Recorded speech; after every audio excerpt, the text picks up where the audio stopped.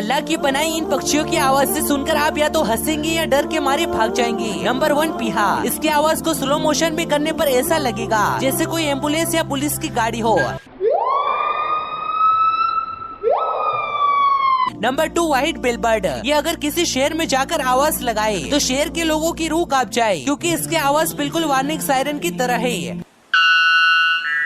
Number 3 cassowary, जिसकी आवाज बिल्कुल किसी रॉयल एनफील्ड जैसा है। बेशक अल्लाह जबरदस्त बनाने वाला